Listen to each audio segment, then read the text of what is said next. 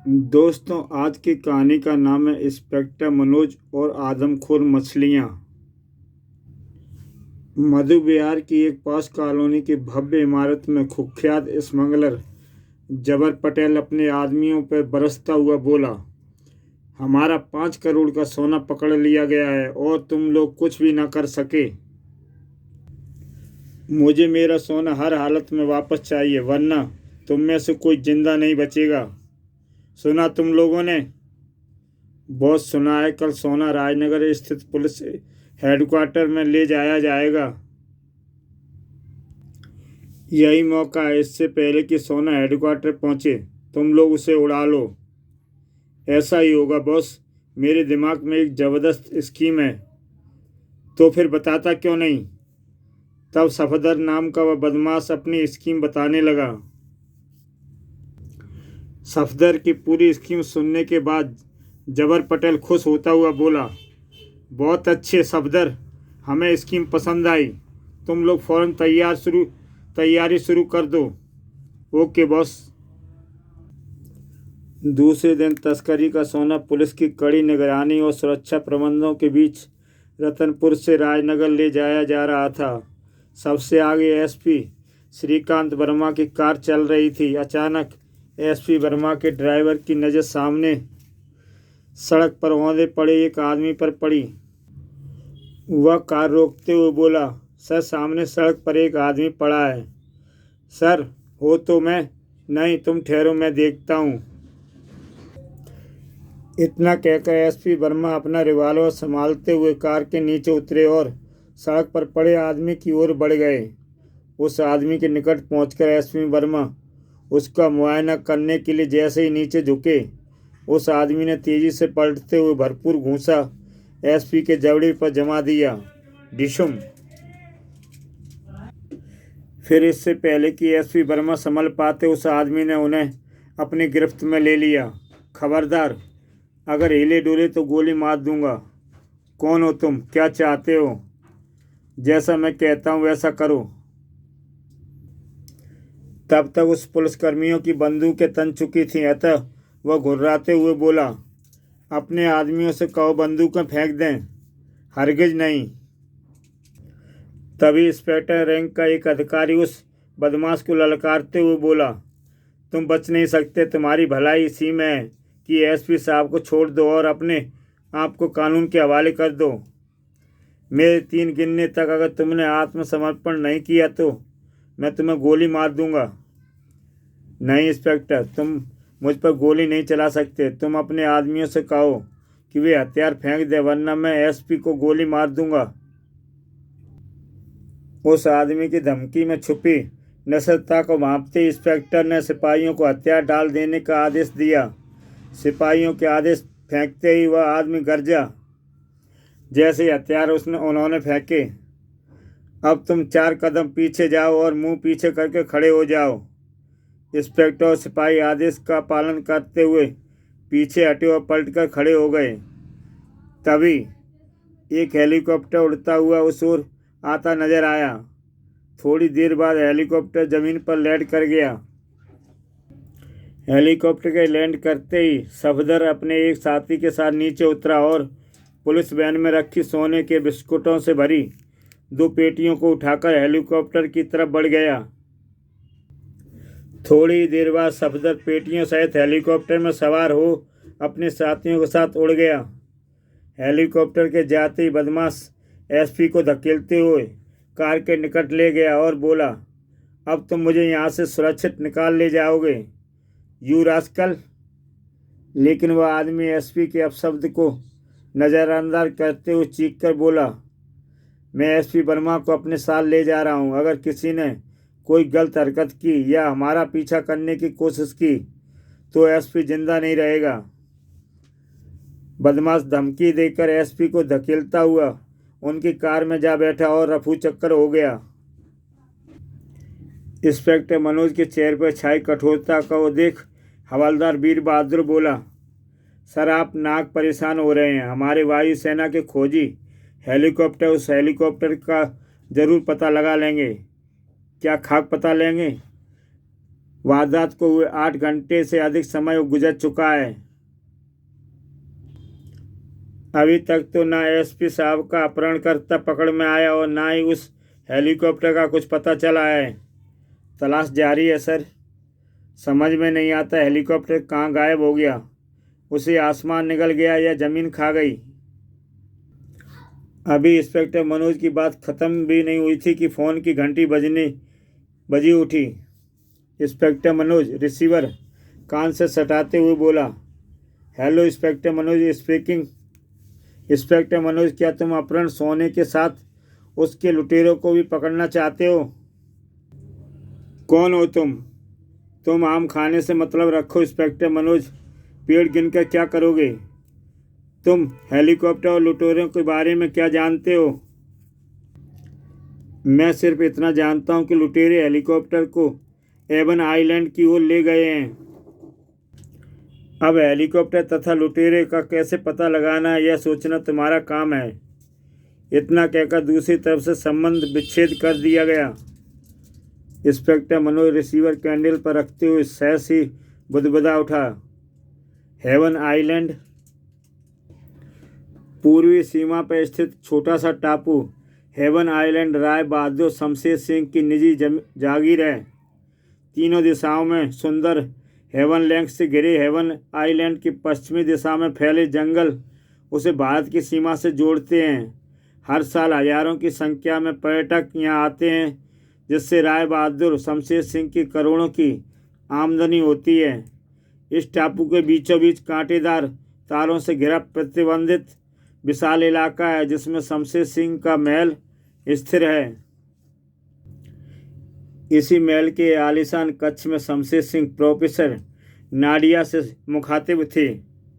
Professor Nadia, तुम्हारे प्रयोग की सफलता पर हमारा भविष्य टिका है और समय बहुत कम रह गया है। हम ज़्यादा दिन इंतज़ार नहीं कर सकते। मेरा प्रयोग कामयाबी की आखिरी दौर से गुजर रहा है सर। 3 रोबोफिश तैयार हैं। अगर मेरा प्रयोग कामयाब रहा तो हम और भी रोबोफिश तैयार कर सकेंगे। क्या तुम्हें रोबोफिशिंग की कामयाबी पर संदेह है प्रोफेसर? नो सर, पर फिर भी अभी दावे से कुछ नहीं कह सकता। दरअसल रोबोफिश भोजन के रूप में कोई भी शाकाहारी वस्तु ग्रहण नहीं कर रही हैं। जैसे ही वह कुछ खाने लगेंगी मेरी चिंता हल हो जाएगी। तुमने तो मुझे उलझन में डाल दिया प्रोफेसर। तुम जानते हो हर साल हजारों की संख्या में पर्यटक यहाँ आते हैं और हेवन लेक उनके आकर्षण का केंद्र होता है। यहाँ कोई दुर्घटना ना हो, इसके लिए हमें सुरक्षा प्रबंधन में बहुत बड़ी रकम खर्च करनी पड़ती है। लेकिन फिर भी दुर्घटनाएं होती हैं और मुआवजे के तौर पर हमें काफ़ी नुकसान भुगतना पड़ता है। इसलिए हमने तुम्हारी स्कीम मंजूर कर ली और रोबोफिश के निर्माण पर पानी की तरह रुपया बहाया। हमें विश्वास था कि तुम्हें सफलता जरूर मिलेगी। इस तरह हम सुरक्षा और मुआवजे खर्च हो रही रकम का नुकसान से बचे जाएंगे। आप निराश मत होइए सर, मेरा प्रयोग जरूर कामयाब होगा। मुझे सिर्फ 12 घंटे का समय और चाहिए। ठीक है, हम 12 घंटे और इंतज़ार कर लेंगे। Thank you sir. उधर हेवन आइलैंड के पश्चिम में फैले जंगल में एक स्थान पर हेलीकॉप्टर उतारने के बाद सफदर अपने साथी भैरव सिंह से बोला, इससे पहले कि हम किसी की नज़र में पड़े हमें पेटियां किसी सुरक्षित स्थान पर छुपा देनी चाहिए। ठीक है, पर पेटियां छुपाने से पहले बॉस को अपनी स्थिति की सूचना दे दो। वैसे तो हम दिशा की जानकारी पहले ही बॉस को दे चुके हैं, पर यह शमशेर सिंह का इलाका है। कहीं हम किसी सुरक्षित मुसीबत में न फंस जाएं। तत्पश्चात सफदर ने जब पटेल को ट्रांसमीटर पर अपनी स्थिति की सूचना दे दी और अपने इरादे से अवगत कराता हुआ बोला, हमारे लिए इसके सिवा कोई दूसरा रास्ता नहीं रह गया। बॉस, पुलिस हमारी तलाश में धरती आकाश एक किए हुए है। मैं जानता हूँ, लेकिन तुम्हारा जंगल में माल छुपाना ठीक नहीं होगा। तुम हेलीकॉप्टर वहीं छोड़ दो और सोने की पेटियां लेकर शमशेर सिंह के प्रतिबंधित इलाके में पहुंच जाओ। माल वहीं कहीं छुपा देना। वहाँ कोई बाहरी आदमी कदम नहीं रख सकता, इसलिए हमारा माल वहाँ अधिक सुरक्षित रहेगा। ठीक है बॉस, आगे हमारे लिए क्या आदेश है? माल छुपाने के बाद तुम लोग वापस लौट आना। सही मौका मिलने पर हम माल वहाँ से ले आएंगे। Okay boss. इतना कहकर सफदर ने संबंध विच्छेद कर दिया। तत्पश्चात वे हेलीकॉप्टर से सोने से भरी पेटियां उतारकर पीठ पर लादकर हेवन आइलैंड के प्रतिबंधित इलाके की ओर बढ़ने लगे। लगभग 1 घंटे के सफ़र के बाद हेवन आइलैंड के प्रतिबंधित इलाके के चारों ओर लगी तारों की बाड़ में बने गेट नंबर 4 के निकट पहुंच गए। अब क्या करें, यहाँ तो ताला लगा है। तुम क्या समझते थे कि हमारे स्वागत में यह गेट खुला मिलेगा? लेकिन अब अंदर कैसे जाएंगे? ताला तोड़ दो। तब भैरव सिंह ने पेटी जमीन पर उतारकर गेट का ताला वहीं सफाई से तोड़ दिया। तत्पश्चात गेट खोलकर दोनों पेटियां लेकर प्रतिबंधित इलाके में दाखिल हो गए। थोड़ी देर बाद वे एक तालाब के निकट से गुजर रहे थे। अचानक सफदर ठिठक कर रुक गया। सफदर को रुकते देख भैरव सिंह संकेत स्वर में बोला, क्या बात है सफदर, तुम रुक क्यों गए? भैरव, हमें माल छुपाने के लिए इस तालाब से बढ़िया जगह और कहाँ मिलेगी? कहते तो तुम ठीक हो। तब दोनों ने सहमत हो सोने से भरी पेटियां तालाब में डाल दी। पेटियां तालाब में डालने के बाद दोनों ने राहत की सांस ली। हमारा काम पूरा हो गया। हाँ, किसी को भी कानो कान खबर नहीं हो सकती कि माल कहाँ है। अब यहाँ से निकल लेते हैं। इतनी जल्दी भी क्या है भैरव, जरा ना धो लें फिर चलते हैं। थकान और पसीने के मारे बदन में बू आ रही है। ख्याल बुरा नहीं है। तत्पश्चात दोनों कपड़े उतारकर किनारे पर रख तालाब में कूद गए। छपाक। तालाब के स्वच्छ शीतल जल का स्पर्श पाते ही उन दोनों के बदन में स्फूर्ति दौड़ गई। आह, मज़ा आ गया। सारी थकान दूर हो गई। तो फिर हो जाए मुकाबला। कैसा मुकाबला? तैराकी का। उस किनारे को छूकर वापस आना है। जो हारेगा वो अपने हिस्से का चौथाई हिस्सा जीतने वाले को देगा। ठीक है, हो जाए। तत्पश्चात सफदर और भैरव कुशल तैराकों की तरह तालाब के दूसरे छोर की तरफ तैरने लगे। लेकिन अभी वे कुछ ही फासला तय कर पाए थे कि तभी तालाब के पानी में सैलाब सा उमड़ पड़ा और कुछ ही दूरी पर एक शार्क मछली का भयानक चेहरा पानी की सतह से ऊपर उभर आया। ओह, हे भगवान! खतरे को भांपकर सफदर चीख उठा, भैरव बचो! चीखने के तुरंत बाद सफदर दिशा बदलकर किनारे की तरफ बढ़ना ही चाहता था कि नुकीली दांतों का शिकंजा उसके पैरों में कस गया। तत्काल ही सफदर को महसूस हो गया कि उसका एक पैर शरीर से अलग हो चुका है।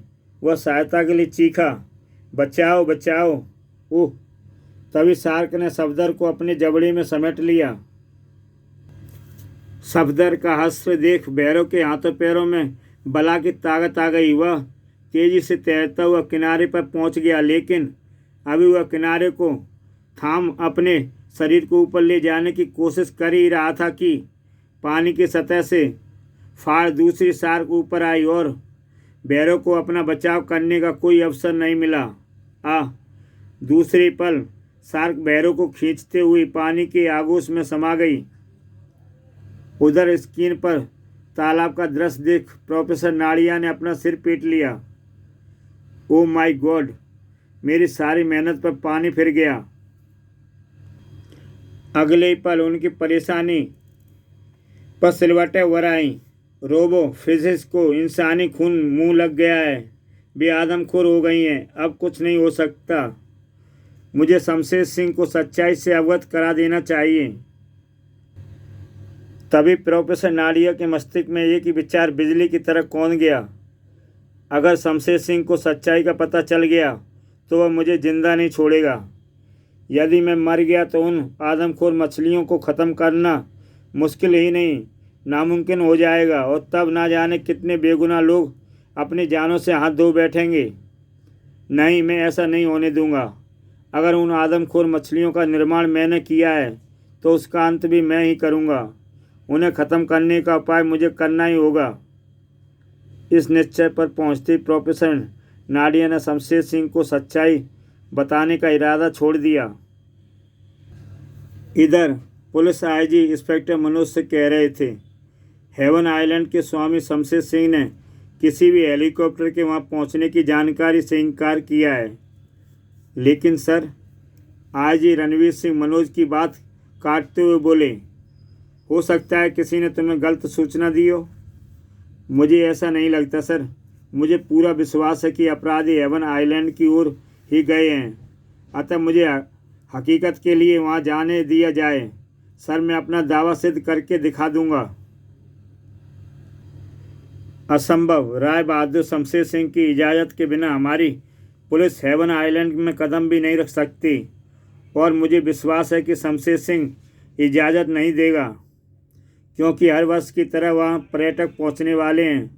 ऐसी हालत में वहाँ बौखलाहट या घबराहट का माहौल बनाना कदापि नहीं चाहेगा। तो फिर मुझे वहाँ पर्यटक के रूप में जाने की इजाज़त दी जाए। तुम्हारा ख्याल बुरा नहीं है, लेकिन तुम्हें पूर्णतः गोपनीयता बरतनी होगी। किसी भी हालत में यह जाहिर न होने पाए कि तुम्हें सरकार द्वारा वहाँ किसी गुप्त मिशन पर भेजा गया है। मैं वादा करता हूँ सर, इस मिशन की सारी जिम्मेदारी मुझ पर होगी। तब आईजी गर्मजोशी से इंस्पेक्टर मनोज का हाथ थामते हुए बोले, गुड। तो फिर तुम तैयारी करो। आज ही तुम्हें वहाँ जाने के सारे प्रबंध कर दिए जाएंगे। मेरी शुभकामनाएं तुम्हारे साथ हैं। Wish you good luck. Thank you sir, मैं आपको निराश नहीं करूँगा सर। तत्पश्चात इंस्पेक्टर मनोज आईजी साहब से विदा लेकर कक्ष से बाहर निकल गया। रात के अंधेरे में एक वैन तेजी से कच्ची सड़क का सीना रौंदती हुई भागी चली जा रही थी। वैन का स्टीयरिंग इंस्पेक्टर मनोज के कुशल हाथों में था। हवलदार वीर बहादुर उनकी बगल में बैठा सामने फैले वीराने को घूर रहा था। थोड़ी देर बाद वैन दूर दूर तक फैले जंगल में दाखिल हो गई और वीर बहादुर से रहा न गया और वह बोल ही पड़ा, सर, हेवन आइलैंड तक पहुंचने के लिए क्या यह रास्ता अपनाना जरूरी था? यहाँ आदमखोर शेर चीते शिकार की तलाश में घूम रहे होंगे।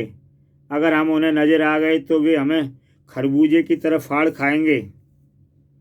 घबराओ नहीं, वे तुम्हें नहीं खाएंगे। लेकिन सर, इतनी रात में सफ़र करने की क्या ज़रूरत थी? हम दिन में भी तो आ सकते थे।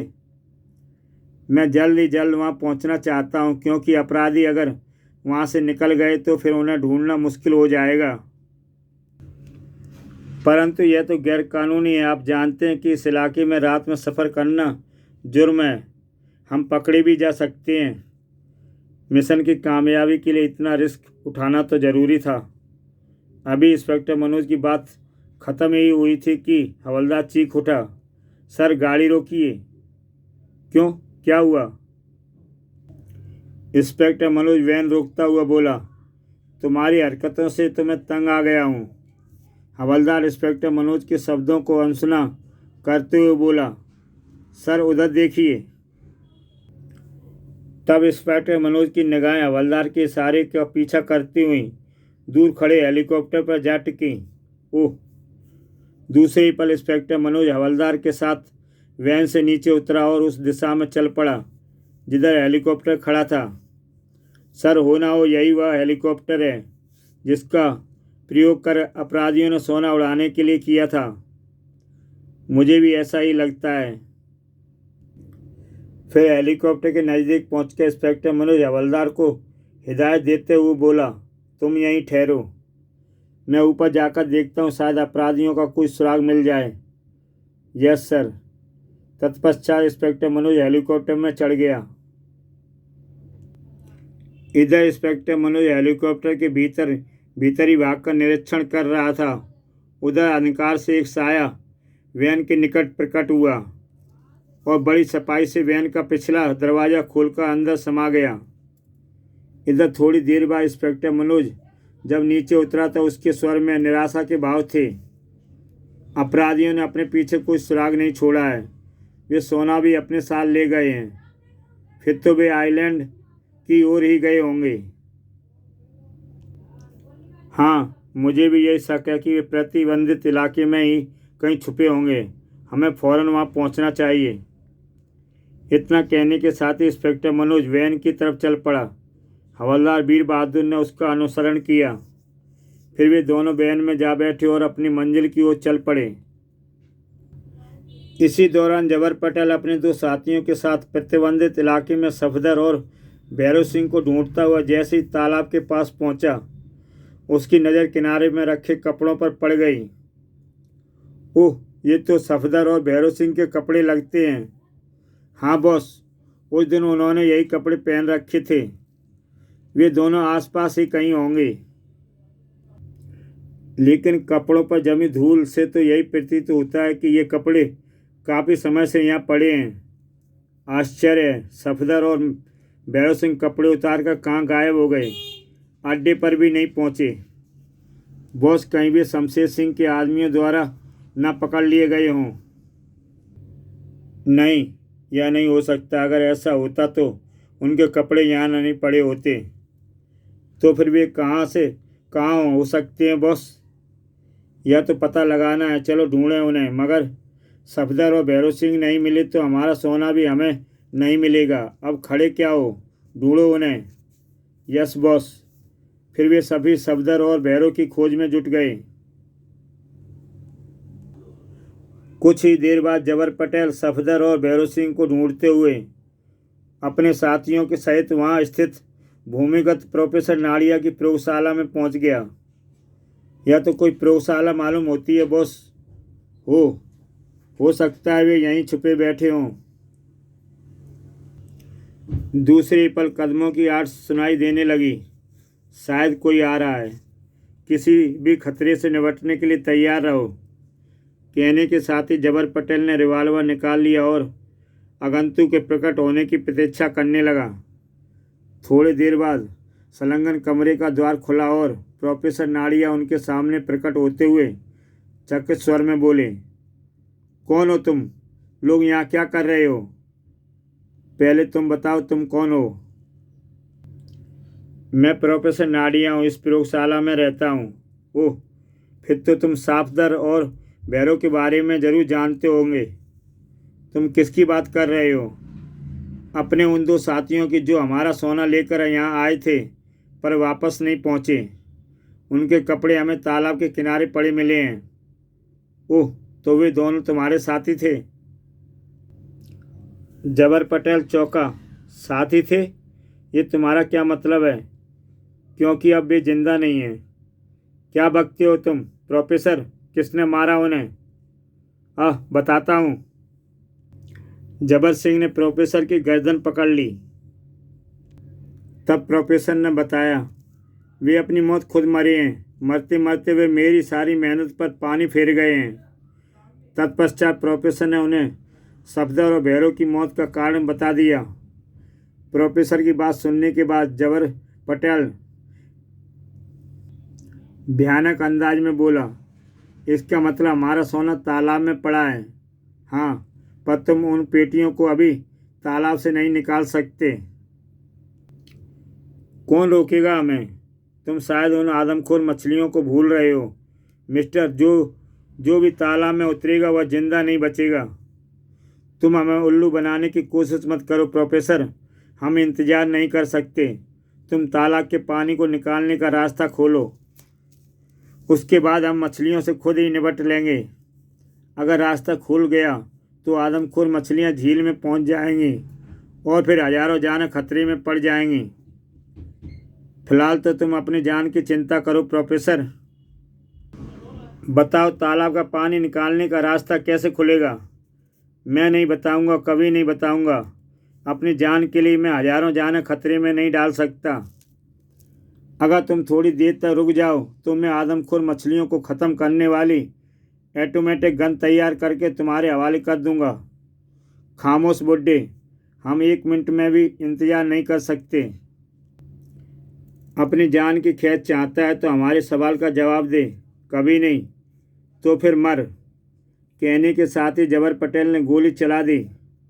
प्रोफेसर नाड़िया चीखते हुए फर्श पर लुढ़क गए। तब जबर पटेल अपने आदमियों को संबोधित करते हुए बोला, शेरा जैकब, पानी का रास्ता खोलने का यंत्र यहीं इसी प्रयोगशाला में ही कहीं मौजूद होगा। उसका पता लगाने के काम में जुट जाओ। Yes boss. तत्पश्चात जवाहर पटेल और उसके साथी उस यंत्र की तलाश में जुट गए। कुछ ही देर बाद जैकब की नज़र उस लीवर पर पड़ गई जिसकी मदद से तालाब के पानी का रास्ता खोला जा सकता था। उसने फौरन जवाहर पटेल को अपनी सफलता की जानकारी दी। जवाहर पटेल ने लीवर को दबाने में एक पल की भी देरी नहीं की। लीवर के दबते ही वे तीनों बाहर की ओर दौड़ पड़े। जब वे वापस तालाब के किनारे पहुंचे तो तालाब का पानी निचली सतह पर पहुंच चुका था। तालाब के कोने में पड़ी पेटियां साफ नजर आने लगी थीं। पेटियों पर नज़र पड़ते ही जवाहर पटेल अट्ठास करते हुए बोला, आखिरकार हमारा सोना हमें मिल ही गया। बॉस, आदमखोर मछलियां भी नज़र नहीं आ रही हैं। शायद मछलियां पानी के बहाव के साथ झील में पहुंच चुकी हैं। तुम भी उस पागल बुड्ढे की बातों में आ गए जैकब। तो क्या उसने झूठ कहा था? तभी जवाहर पटेल उन्हें टोकता हुआ बोला, बेकार की बातों में समय बर्बाद मत करो, जल्दी पेटियां बाहर निकालो। Yes boss. लेकिन वह इस बात से अनभिज्ञ थे कि आदमखोर मछलियां पानी के साथ झील में पहुंच चुकी थीं। ठीक इसी दौरान इंस्पेक्टर मनोज और हवलदार वीर बहादुर गेट नंबर 4 के निकट पहुंच चुके थे। गेट का ताला टूटा देख इंस्पेक्टर मनोज की आंखें चमक उठीं। वह बोला, हम सही रास्ते पर आए हैं। गेट का टूटा हुआ ताला बता रहा है कि कोई गैरकानूनी ढंग से प्रतिबंधित इलाके में दाखिल हुआ है। वे और कोई नहीं, वही अपराधी रहे होंगे जिनकी हमें तलाश है सर। अब अपराधी बच नहीं सकते। ही खामोश। तुम्हारी ये आदत मुझे अच्छी नहीं लगती। Sorry sir. तत्पश्चात इंस्पेक्टर मनोज हवलदार के साथ अंदर दाखिल हो गया। अपराधियों को ढूंढते हुए जल्दी प्रोफेसर नाडिया की प्रयोगशाला में पहुंच गए। अचानक प्रोफेसर के कराहने की आवाज़ ने उनके ध्यान अपनी ओर आकर्षित किया। ओ प्रोफेसर नाडिया। इंस्पेक्टर मनोज लपक कर प्रोफेसर नाडिया के निकट पहुंचते हुए बोला, प्रोफेसर नाडिया, आप यहाँ इस हाल में? इंस्पेक्टर मनोज, तुम? तब इंस्पेक्टर मनोज वहाँ अपने आने का मकसद बताते हुए बोला, आपकी यह हालत किसने की? शायद वे वही लुटेरे हैं जिनकी तुम्हें तलाश है। तत्पश्चात प्रोफेसर नाडिया अपने आविष्कार और घटित घटनाओं के बारे में बताने लगे। प्रोफेसर नाडिया की बात खत्म होते ही इंस्पेक्टर मनोज बोला, हम गेट नंबर 4 से दाखिल हुए हैं। उस तरफ तो कोई जाता नज़र नहीं आया। फिर वे किस तरफ गए होंगे? इंस्पेक्टर मनोज की बात सुनकर प्रोफेसर उसे टीवी स्क्रीन पर स्विच ऑन करके एक बटन दबाते को कहा। इंस्पेक्टर मनोज ने वैसा ही किया। थोड़ी देर बाद स्क्रीन पर दृश्य तैरने लगे। अतः जवाहर पटेल और उनके साथियों का चित्र उभरते ही दृश्य स्थिर हो गया। जवाहर पटेल झील पर पहुंचकर अपने साथियों सहित एक मोटर बोट पर सवार हो चुका था। बोट स्टार्ट करो। ओह, अब तो उन्हें पकड़ना मुश्किल है। हमें फौरन उनके पीछे जाना चाहिए। नहीं, वे भाग नहीं पाएंगे। आदमखोर मछलियां उन्हें जिंदा नहीं छोड़ेंगी। ओह। चौंकते हुए इंस्पेक्टर मनोज ने अपनी निगाहें दोबारा स्क्रीन पर जमा दी। अभी मोटरबोट 1-2 फलांग की दूरी तय कर पाई थी कि अचानक सामने आदमखोर मछलियों का भयानक चेहरा पानी के अंदर से उभरते देख जैकब चीख उठा, बॉस खतरा। जैकब की चेतावनी सुनते ही जवाहर पटेल ने रिवॉल्वर निकालकर फौरन मछली पर कई फायर कर दिए, लेकिन मछली पर गोलियों का कोई असर न होते देख जवाहर पटेल चौंका। ओह, इस पर तो गोलियां भी असर नहीं कर रही हैं। खतरे का आभास होते ही उन्होंने जैकब को वापस चलने का हुक्म दिया, परंतु इससे पहले कि जैकब बोट का रुख बदल पाता, दूसरे विशालकाय मछली की टक्कर ने बोट को हवा में उछाल दिया। परिणाम स्वरूप बोट उल्ट गई और जवाहर पटेल तथा उसके साथी झील में जा गिरे। हाय मेरा सोना। तभी शेरा और जैकब की दर्दनाक चीखों की आवाज़ सुनकर जवाहर पटेल की निगाहें उनकी तरफ घूम गईं। बचाओ। Oh no. शेरा व जैकब को मछलियों के जबड़ों में देख वह समझ गया कि जल्दी उसकी भी बारी आने वाली है, अतः वह सोने के खोने का गम भूल पूरी ताकत से तैरने लगा। लेकिन वह भी ज़्यादा दूर नहीं जा सका।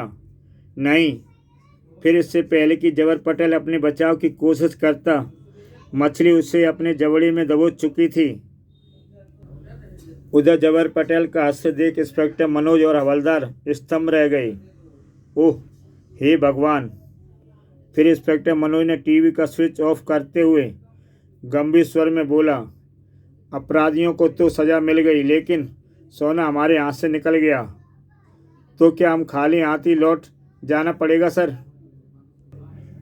इसके सिवा कोई चारा भी नहीं थी। आदमखोर मछलियों के रहते हम झील में सोना बाहर नहीं निकाल सकते।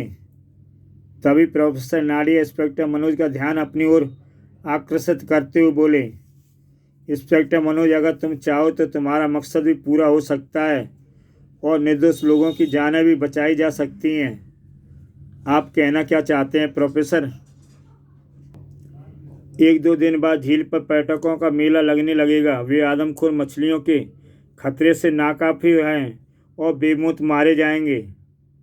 यह बात तो आपको राय बहादुर शमशेर सिंह को पहले ही समझा देनी चाहिए थी। तब ऐसी स्थिति उत्पन्न ही नहीं होती। तब स्थिति इससे कहीं ज़्यादा विकट हो जाती। इंस्पेक्टर शमशेर सिंह इस सच्चाई को बर्दाश्त नहीं कर पाते और गुस्से में मेरी जान भी ले सकते थे। और ऐसी स्थिति में यह ऑटोमेटिक गन का निर्माण नहीं कर पाता जो आदमखोर मछलियों का खात्मा करने में सक्षम है। ओह, पर अब तो आप शमशेर सिंह को सच्चाई बता सकते हैं। मेरे पास ज़्यादा वक्त नहीं है इंस्पेक्टर, और मैं मरते वक्त अपने दिल पर गुनाहों का बोझ लेकर नहीं जाना चाहता। प्लीज़ मेरी बात मान लो। उन आदमखोर मछलियों का खात्मा कर बेगुनाह लोगों को मरने से बचा लो। तुम्हें तुम्हारे देश की अमानत मिल जाएगी और मुझे आत्मा की शांति। लेकिन हम सोना झील से निकालेंगे कैसे? तुम्हें तुम्हारी ज़रूरत का सारा सामान उस अलमारी में मिल जाएगा। अब देर ना करो इंस्पेक्टर, मुझे वचन दो। इंस्पेक्टर, मैं वचन देता हूँ प्रोफेसर, कहते हुए इंस्पेक्टर मनोज ने प्रोफेसर का बड़ा हाथ थाम लिया। उसी पल प्रोफेसर की गर्दन एक और लुढ़क गई। वह दम तोड़ चुके थे। तब इंस्पेक्टर मनोज ने देर नहीं की।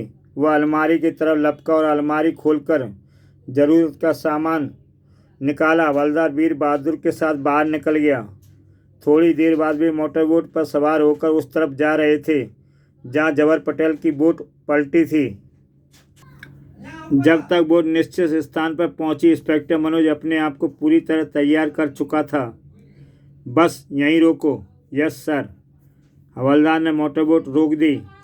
बोट के रुकते ही इंस्पेक्टर मनोज हवलदार को हिदायत देते हुए बोला, हवलदार, जैसे ही मैं सिग्नल दूं तुम रस्सी ऊपर खींच लेना।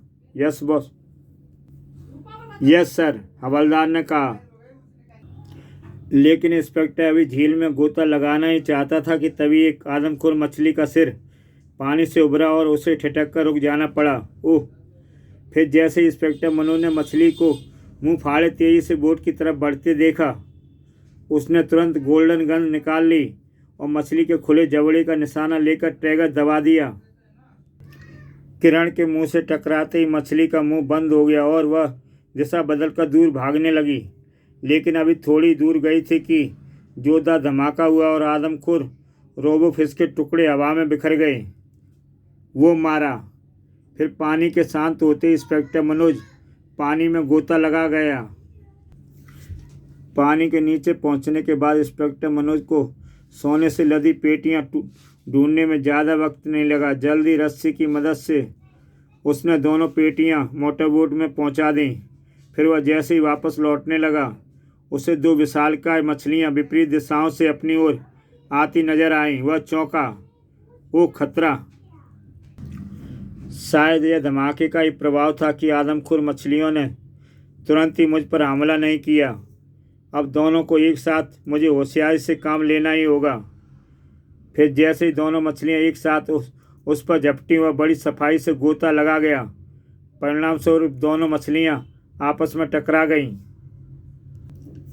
असफल हमले से तिलमिलाती हुई मछलियां मुड़कर भयानक भाव से इंस्पेक्टर मनोज की तरफ पलटी ही थी कि मनोज के हाथ में थमी गोल्डन गन से एक के बाद एक 2 फायर हुए। गन का निशाना सही बैठते देख इंस्पेक्टर मनोज पलटकर तेजी से विपरीत दिशा में तैरते हुए ऊपर की तरफ जाने लगा। जल्द ही वह पानी की ऊपरी सतह पर प्रकट हो गया। हवलदार बोट उसके निकट ले आया। इंस्पेक्टर मनोज बोट पर सवार होते हुए चीखा, हवलदार बोट किनारे की ओर ले चलो, हरी अप। हवलदार ने आदेश का पालन करने में जरा भी सुस्ती नहीं दिखाई। बोट पूर्ण गति से किनारे की तरफ दौड़ पड़ी। तभी उसके पीछे जोरदार धमाके हुए और आदमखोर मछलियों के टुकड़े हवा में बिखर गए। ओह, अगर थोड़ी देर हो जाती तो इस वक्त आदमखोर मछलियों के साथ साथ हमारे भी टुकड़े हवा में तैर रहे होते।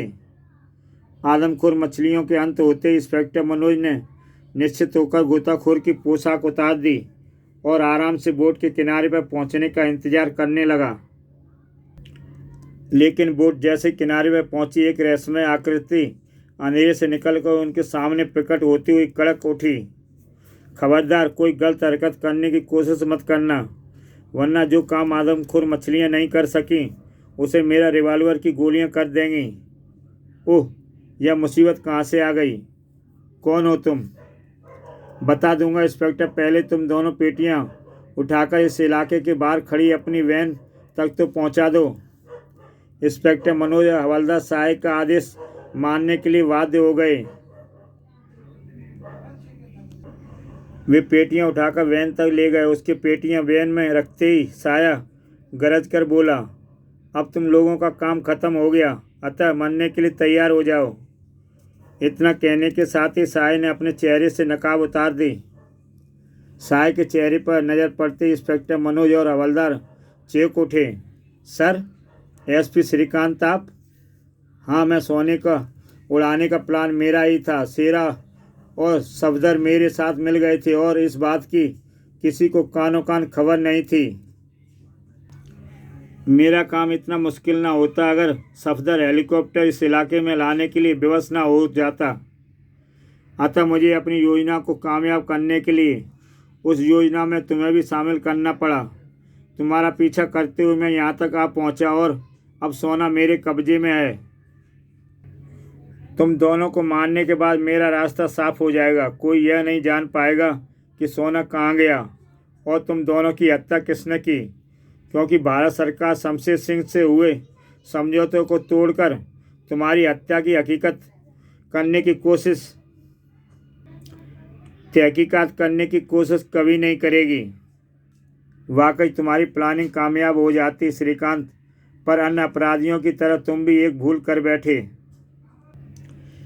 इंस्पेक्टर मनोज की बात सुनकर श्रीकांत विचलित स्वर में बोला, कैसी भूल? तुम यह नहीं जानते कि मेरी रिस्ट वॉच में ट्रांसमीटर फिट है और ट्रांसमीटर के जरिए यह घटित घटनाओं के विवरण के साथ साथ तुम्हारा केवलिया बयान भी हेडक्वार्टर में रिकॉर्ड हो चुका है। अतः तुम्हारा भेद अब नहीं रहेगा भेद। तुम सोना तो पा गए पर हजम नहीं कर पाओगे। बकते हो तुम मुझे बेवकूफ़ नहीं बना सकते। कहने के साथ ही एसपी श्रीकांत ने गोली चला दी। लेकिन मनोज सतर्क था और वह बड़ी सफाई से अपने आप को बचा गया। फिर उसने पहले कि एसपी मनोज पर दोबारा फायर करता, मनोज ने पैर की ठोकर से उसे हवा में उछाल दिया। रिवॉल्वर ठाक। फिर एसपी श्रीकांत जैसे ही जमीन पर गिरा, हवलदार ने उसे शिकंजे में कस लिया। खबरदार, अब गलत हरकत की तो गर्दन तोड़ दूंगा। वर्दी के साथ धोखा, धिक्कार है तुझ पर। एसपी श्रीकांत ने तुरंत आत्मसमर्पण कर दिया। तत्पश्चात एसपी श्रीकांत को बंधनों में जकड़कर वैन में डालने के बाद इंस्पेक्टर मनोज और हवलदार वैन में बैठे और वहां से चल पड़े। सर, सोना भी मिल गया और अपराधी भी, और मिशन की गोपनीयता भी बरकरार रही। सर, एक बात कहूँ? कहो। आप सचमुच जीनियस हैं सर। पहले शक था क्या तुम्हें? Yes sir. What? No no no no no sir, फिर गलती हो गई सर। इंस्पेक्टर मनोज अपनी हंसी न रोक पाया। दोस्तों, ऐसी बेहतरीन कहानियों को देखने के लिए मेरा चैनल सब्सक्राइब करें। अच्छा दोस्तों, फिर मिलेंगे अगली कहानी में। तब तक के लिए विदा दोस्तों। जय हिंद।